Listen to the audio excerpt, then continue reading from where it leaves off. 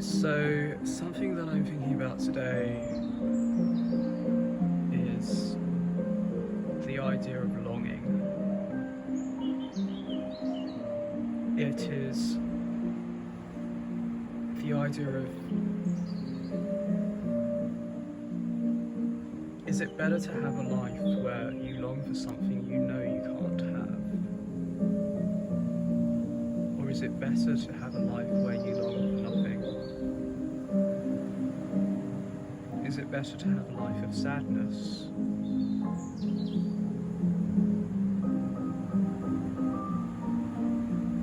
Whether it be longing for an unrequited love, or longing to be released from prison because, let's say, you've got a life sentence, than to just give up. And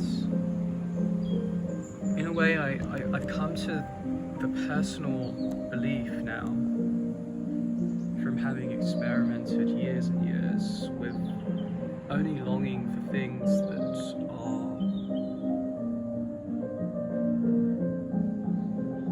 possible in a way, but don't necessarily capture my imagination, that it might just be better to long for things that are impossible, because they capture my imagination. They make me want to do things. They make me want to live. And for me, it's almost as if pursuing that unattainable goal, and it could be a completely insane goal, is great insofar as it keeps you in momentum, keeps you moving. And the paradoxical thing is, it's the moving that counts, but by not longing for moving, longing for the end, you move. You're in constant, perpetual motion that does not stop. All of us have different personalities. I have that kind of personality. I don't know if any of you can identify with this.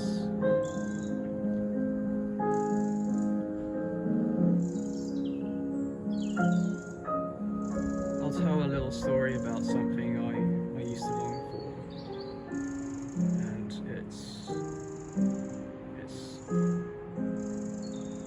it's completely ridiculous, actually, and almost insane. I used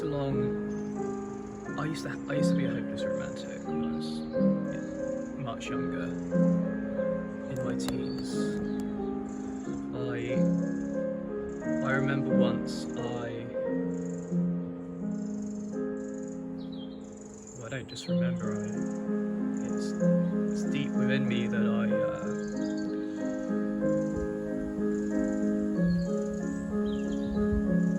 I had a crush on a girl for probably 2 years, maybe 3, and I never asked her out until the very end, of course. She said yes, and then the next day she said no. Because she said yes because she just saw me as a really sweet guy who was friends with her friends who she didn't want to disappoint. After she said no, there was still like a residual feeling there, of course, because you can't get rid of that after 2 years, and call it adolescence or testosterone or whatever you want to call it, but it was there. And I decided to learn to play the guitar. I have a background playing piano since a very, very early age. But I decided I'm going to learn to play guitar, so I bought a guitar and I taught myself how to play quite a difficult song within 1 month. And And the song is Can't Help Falling in Love with You by Elvis Presley. And I decided I'm going to participate in the school talent competition, and I'm going to sing it partially to her. Well, that's how I imagined it in my head. And I did, and I got huge cheers and huge applause. And people really respected me after that. I mean, they didn't know what was motivating me to do this, but they respected me for the fact that I had the guts to just stand there by myself in front of the mic, in front of 1,000 people with lights blaring in my face, not able to even see them, hot stage, singing that song just with a guitar, a terrible guitar, and a microphone, in a very hot, oversized suit. Of course, some people made fun of me afterwards, but I think I got lots more respect than that. And that was one of the major turning points, actually, of my social life at school. Before then,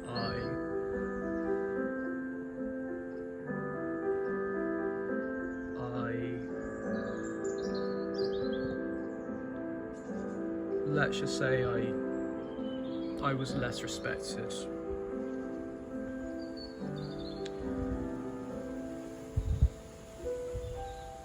And going for that leap forwards, it changed me, I suppose. It made me willing to go for big things. But then I lost a part of that later on in my life. It was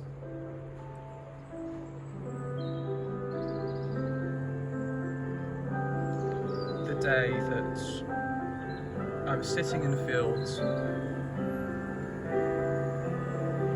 Unfortunately, wow, this is such a terrible piano cue. Get rid of this, but whatever. I was sitting in a field and I was crying. And it's because I'd gone to another country to surprise a girl who said that she loved me. And suddenly she couldn't see me. And from that day onwards, I really tried to hold on to hope that this can't be, she must love me. Like, it's completely ridiculous actually now I look back at it. Like, it's almost like I was brainwashed by Hollywood romantic films. Let's just say I wasn't red-pilled yet.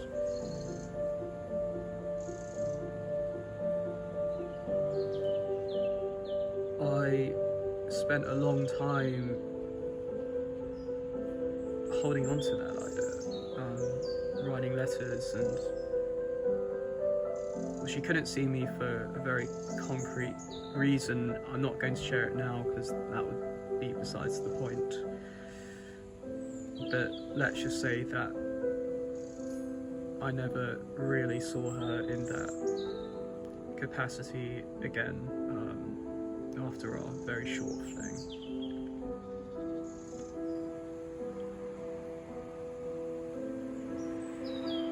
And that day a part of me died. It was the longing for things which she... It was the ability to jump into things that I had gained. The day when I sat in front of the stage and stood in front of the stage and sung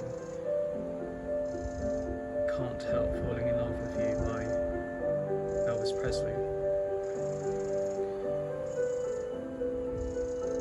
For years and years afterwards,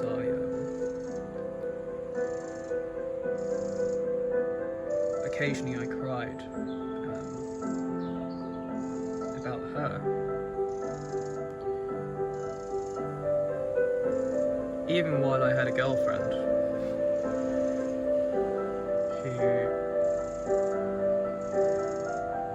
I actually didn't really care about much.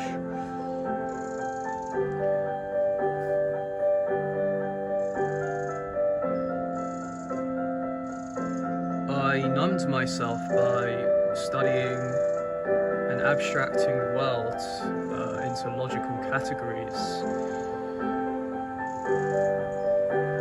Studying philosophy, I already was a philosopher. I had already abstracted everything to distance myself from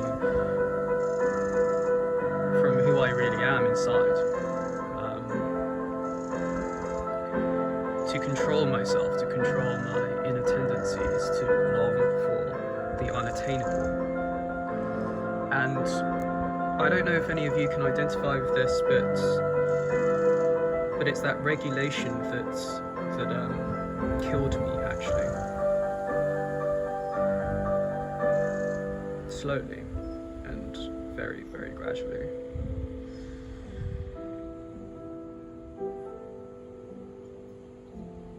And there is the idea of when you put things into words in English and categories and symbols that you really miss a part of your emotions that you can only get by doing certain things, whether it's hugging, whether it's eating, playing a piece of music, walking in nature,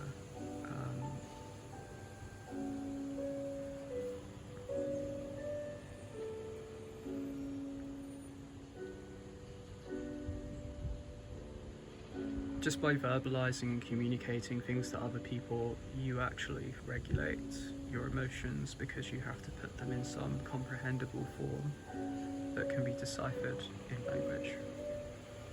It's why the "it is just what it is" phrase is something that works. It's why cool people, they don't speak much, they just do, they are. You just know. Everything's implicit when they communicate, when they do those things. And many would say that I'm cool a lot of the time, but inside I'm not very cool, actually.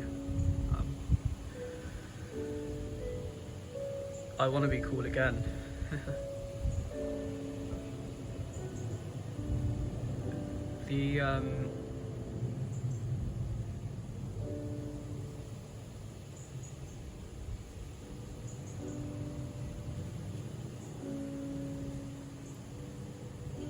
So one of the things I think I'm going to focus on today specifically is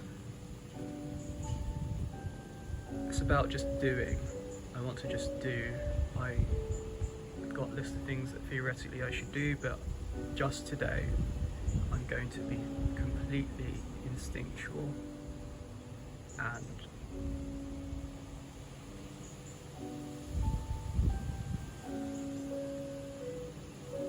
I'm not going to think about what I should be doing. I'm going to just do what feels right, what is helpful, but what feels right. And I'm going to absorb myself in putting myself into mental states where doing more physical, raw things,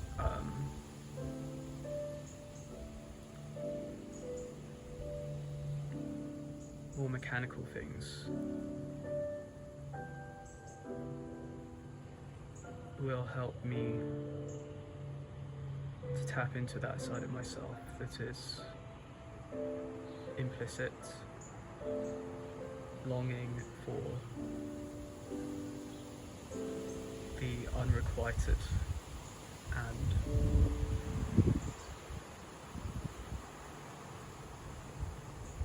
I'm going to nurture that. Thanks a lot for listening. Hope you guys have a good day.